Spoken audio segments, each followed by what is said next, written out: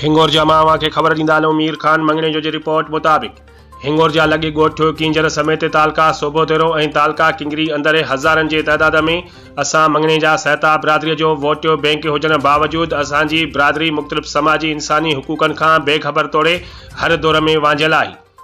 असांजी बिरादरी तरह तरह जे जाइज़ मसइलनि जे शिकार हूंदे बि सदाई पीपीए जे उम्मीदवारनि खे भरपूर मोट ॾींदे सुरखरू पिणु कयो आहे। अहिड़नि ख़्यालनि जो इज़हार पीपी ज़िला खैरपुर जे अॻवान ऐं सहता मंगने जा इत्तेहाद जे सदर हाजी यार मोहम्मद मंगने जो तालका सोबोतरो जे मुख़्तलिफ़ इलाइक़नि जो दौरो करण बैदि हिते ॻोठ मोहम्मद चन्नी मंगने जो में सिंध प्रेस क्लब हिंगोरजा जे सहाफ़ी मीर खान मंगने जो पारां ॾिनल चांहि पार्टीअ में शिरकत करण बैदि मीडिया सां ॻाल्हाईंदे चयो। हुन चयो त पीपल्स पार्टी शहीद भुट्टो ऐं शहीद बेनज़ीर भुट्टो जी वीज़न ते कमु करे रही आहे।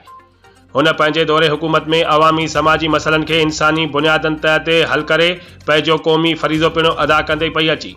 ख़ासि करे सिंध जे अवाम खे हर ॾुखे वक़्तु अकेलो कीन छॾियो आहे। हुन वधीक चयो त पाकिस्तान पीपल्स पार्टी पूरे मुल्क में इलेक्शन स्वीप कंदी ऐं अवाम जी दुआउनि तोड़े 8 फरवरी ते वोट जी पर्चीअ ज़रिए तीर ते ठप हणी कामयाब करे शहीद भुट्टो ऐं शहीद बेनज़ीर भुट्टो जी सियासी वारस जानशीन नौजवान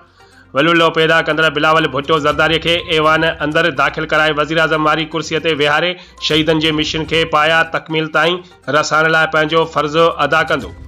असांजी बिरादरी मंगने जा सहता बिरादरीअ जा समूरा वोट हिन भेरे बि पीपीए जे नामज़द उम्मीदवारनि एन 204 सैद जावेद अली शाह जीलानी ऐं PS 3 ते नामज़द उम्मीदवार नईम खरल के पंहिंजो कीमती वोट ॾेई करे अॻिते जीअं हिन भेरे बि कामयाब कंदा। आख़िर में हाजी यार मोहम्मद मंगने जो वधीक चयो त पाकिस्तान पीपल्स पार्टी जी कामयाबी माणींदड़ उम्मीदवारनि खे बि असांजे पोइते पयल बिरादरीअ जे